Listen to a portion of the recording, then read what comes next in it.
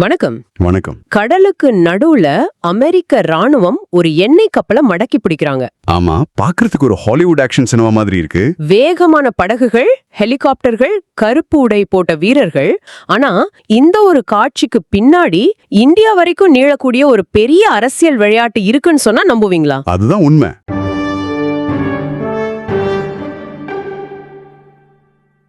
அமெரிக்க ராணுவ வீரர்கள் ஒரு பெரிய எண்ணெய் கப்பலுக்குள்ள அதிரடியா நுழையறாங்க. ஆமா, இந்த மாதிரி ஒரு ஆபரேஷனை இவ்வளவு தெளிவா வீடியோ ஆதாரத்தோட பாக்குறது வரலாற்றிலே இதுதான் முதல் முறைன்னு சொல்றாங்க.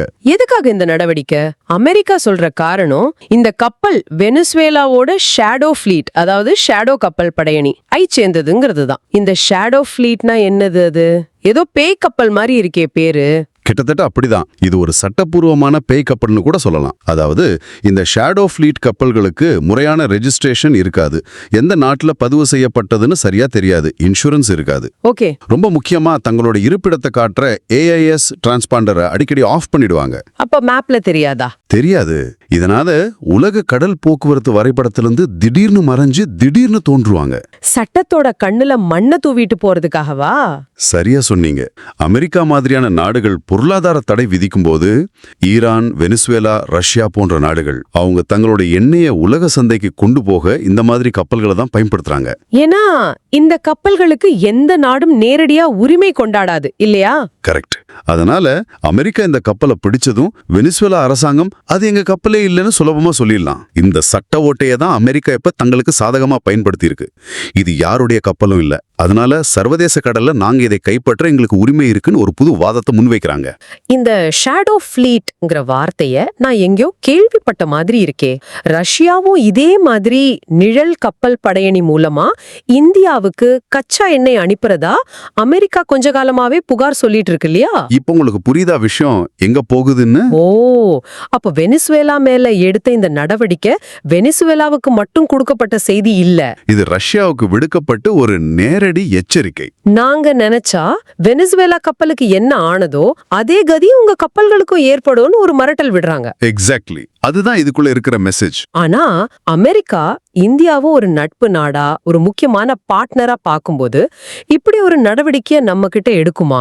ரஷ்யா கிட்ட இருந்து வர நம்ம கப்பல்களை குறி வைப்பாங்களா? சர்வதேச அரசியல்ல நட்பு நாடுங்கிறதுலாம் வசதிக்காக பயன்படுத்துற வார்த்தை தான். அமெரிக்காவோட வெளியுறவு கொள்கையோட நலன்களுக்கு எதிரா இந்தியா ஒரு எல்லையை தாண்டி போகுதுன்னு அவங்க நினைச்சா இந்த ஷேடோ ஃபிளீட் ஆயுதத்தை நம்ம மேல பயன்படுத்த தயங்கவே மாட்டாங்க.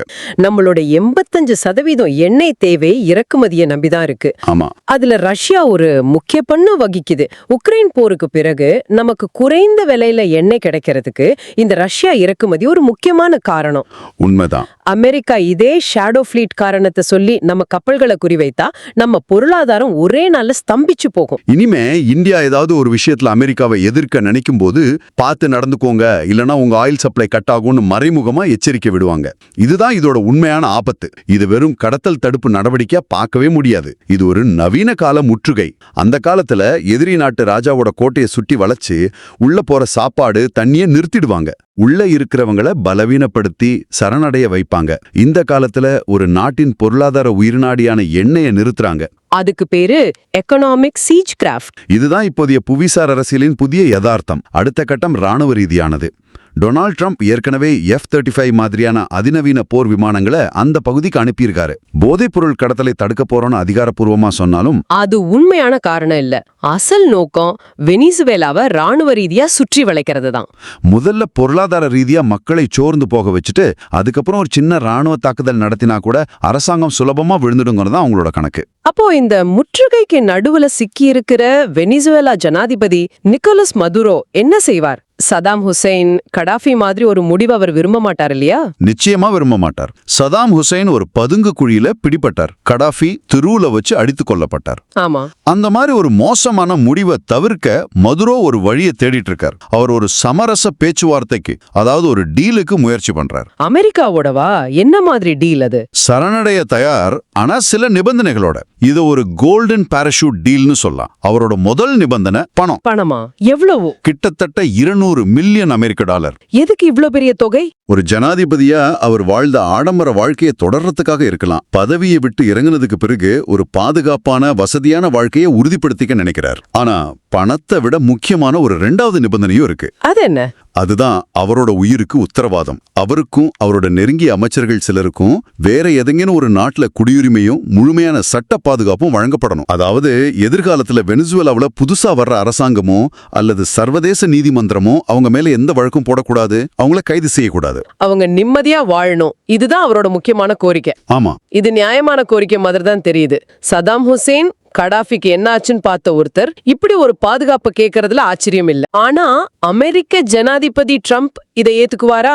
ஒரு சர்வாதிகாரிக்கு பணம் கொடுத்து தப்பிக்க வைக்கிற மாதிரி ஆகாதா இது? ட்ரம்போட பார்வையில இருந்து பார்த்தா இது ஒரு மிகப்பெரிய வெற்றி. எப்படி?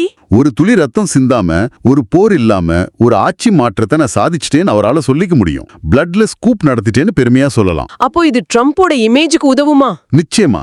நான் மற்ற ஜனாதிபதிகள் மாதிரி இல்ல, அவங்க போற தேர்ந்தெடுத்தாங்க, ஆனா நான் ஒரு புத்திசாலித்தனமான ஒப்பந்தம் மூலமா வேலையை முடிச்சேன்னு சொல்லி தனக்கு அமைதிக்கான நோபல் பரிசு கொடுக்கணும்னு கூட அவர் கேட்கலாம். இது ட்ரம்போட நான் ஒரு சிறந்த டீல் மேக்கருங்கிற இமேஜை ரொம்பவே பலப்படுத்தும். அதனால அரசியல் ரீதியா பார்த்தா ட்ரம்ப் இந்த டீலுக்கு ஒப்புக்கிறதுக்கு அதிக வாய்ப்பு இருக்கு.